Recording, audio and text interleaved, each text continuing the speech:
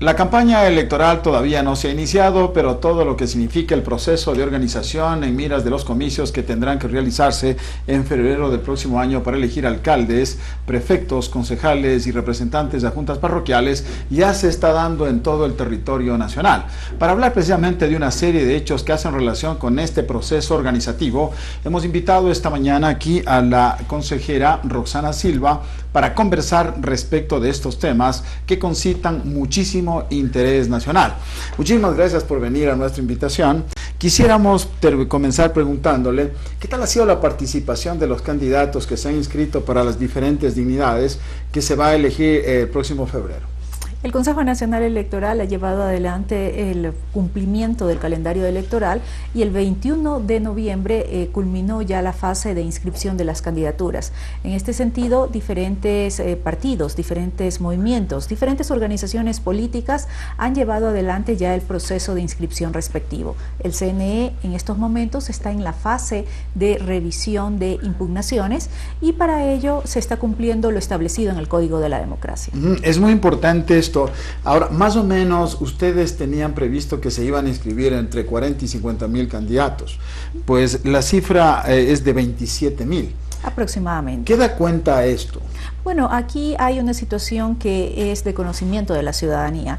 El tema de la necesidad del fortalecimiento del sistema de partidos en el Ecuador es algo fundamental. El tema también del conocimiento del Código de la Democracia, de las actividades que está realizando el Consejo Nacional Electoral para poder fortalecer a las organizaciones políticas.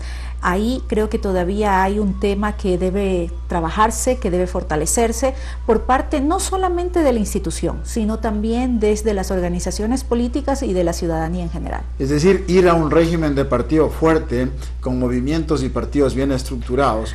Esto es lo que nos está haciendo falta, pero dice usted no es culpa del Consejo Nacional Electoral, sino de las organizaciones políticas como tal. Yo considero que no existe una democracia sin partidos políticos. En este sentido, lo que yo manifiesto es la necesidad de fortalecer a las diferentes organizaciones políticas. Y este fortalecimiento no solamente se lo hace desde la institucionalidad, se lo hace desde diferentes sectores, entre ellos el sector político, las organizaciones políticas y la ciudadanía en general. Tomemos en cuenta que los medios de comunicación también juegan un rol preponderante en el sentido de informar a la ciudadanía, en el sentido de también dar a conocer los principios ideológicos de las diferentes organizaciones políticas. Yo creo que ahí este es un tema que debe seguírselo trabajando, debe seguírselo fortaleciendo. Desde algún punto de vista quizás de la oposición, no sé cómo ustedes interpretan aquello de que no hubo participación porque en un momento determinado las reglas del juego del siguiente proceso electoral que vamos a cumplir en febrero no están del todo claras. ¿Usted cree que es justa esta crítica que se ha hecho? El Consejo Nacional Electoral es una instancia técnica y en ese sentido nosotros lo que hacemos es cumplir con lo establecido en el Código de la Democracia, que fue obviamente aprobada por la institucionalidad correspondiente. El CNE lo único que hace es aplicar la normativa, en este caso legal, y también la normativa reglamentaria. Es importante, aprovechando esta ocasión que estamos entrevistando a la consejera Roxana Silva, nos dé a conocer qué viene después en el calendario de programación electoral. De conformidad a nuestro calendario tenemos la fase de la selección que ya se ha realizado de los integrantes de las juntas receptoras del voto, adicionalmente todo el tema de la capacitación a los mismos, el tema también de los simulacros en las diferentes provincias del país y vamos a tener desde el 7 de enero al 20 de febrero del 2014 la campaña electoral. Ahora, estamos hablando también de algo que me parece que es una innovación, entre otros temas del voto en casa, ¿no? El voto electrónico. ¿Podrían darnos más, digamos, explicación de lo que significa el denominado voto en casa? El voto en casa consiste en llevar la junta receptora del voto al lugar del domicilio de personas con discapacidades en un 75% o más. En este sentido, en las pasadas elecciones del 17 de febrero de este año, nosotros llevamos adelante este proceso en una provincia del país, en la provincia del Tungurahua, en un pilotaje. Luego, las misiones de observación internacional han recomendado que este tipo de iniciativas se realicen en otras provincias del país. Tal es así que también se recomendó que este tipo de proyectos se repliquen en otros países del hemisferio. Por ejemplo, ya en el Ecuador, para las elecciones próximas del 23 de febrero del 2014, vamos a tener voto en casa en 12 provincias del país. Y asimismo, a nivel internacional, por primera vez el Ecuador se convierte en un referente en materia político-electoral con este tipo de iniciativas. Hemos transferido la experiencia a México, República Dominicana, Bolivia, Honduras y próximamente con Argentina. Básicamente es para estos sectores vulnerables, en este caso para los que tienen alguna discapacidad física y también para la gente que no puede votar, que son las personas que están en los centros de rehabilitación, básicamente para estos dos segmentos poblacionales.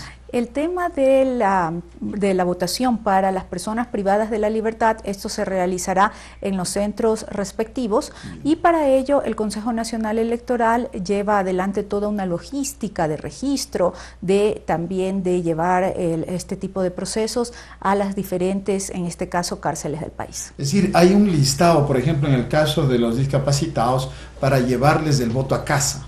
Sí, pero tienen que cumplir ciertas características, vuelvo y reitero, 75% de discapacidad o más, y tiene que registrarse previamente en las diferentes delegaciones provinciales donde vamos a llevar adelante este tipo de iniciativas. Pues muy interesante. Ahora, en lo referente a lo que significa el voto electrónico, que se va a cumplir de lo que nosotros conocemos en la provincia de La Suay, en Santo Domingo de los Áchilas, y también me decía usted antes de la entrevista, en el sector de Tumbaco, aquí en la capital de la República, en la provincia de Pichincha. Así es, en la provincia de Santo Domingo de los Áchilas vamos a tener la metodología de urna electrónica, en la provincia de La Suay la metodología de boleta electrónica, y también vamos a tener en Tumbaco esta metodología que se denomina de urna electrónica, en este último caso con la experiencia y la asistencia técnica de la Comisión Electoral de Rusia. En el caso de las otras dos instancias, la tecnología va a ser tanto a nivel del país de Argentina, en el caso de La Suay y Santo Domingo de los Áchilas, a través de la tecnología o de la experiencia que se ha tenido en Venezuela. Pues, ¿qué es la urna y qué es la boleta?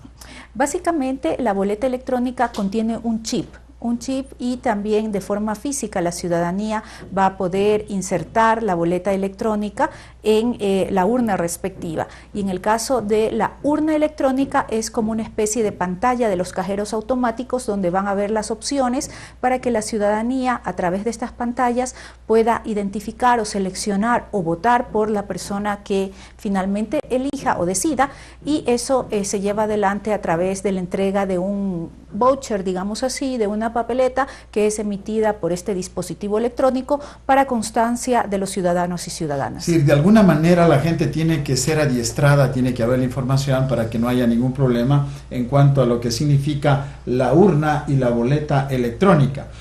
Cuando estamos hablando de la boleta electrónica, me supongo yo es una tarjeta que hay que ingresarla, ¿no? Es una tarjeta que tiene un chip y que se le ingresa a un dispositivo electrónico y que va obviamente tomando la lectura de la votación que se ha hecho. Pero adicionalmente la ciudadanía va a ver esta boleta que está en papel y que tiene su chip al momento en que la deposita en la urna respectiva. Eso es importante porque la ciudadanía... Es difícil manejarla. Nosotros estamos en un proceso de capacitación muy exhausto y también a nivel de estas provincias con el propósito de que la ciudadanía pueda tener conocimiento. También hemos hecho simulacros con máquinas que están ya previstas en estas diferentes provincias para que puedan ya familiarizarse con el uso de la tecnología. ¿Por qué se escogió a Suay, Santo Domingo, Los Áchilas y en este caso a Tumbaco? Son procesos de estudios que se realizaron en el Consejo Nacional Electoral a través de la Dirección de Registro Electoral, la Dirección de Logística y Operaciones, del CNE y la Coordinación General Estratégica.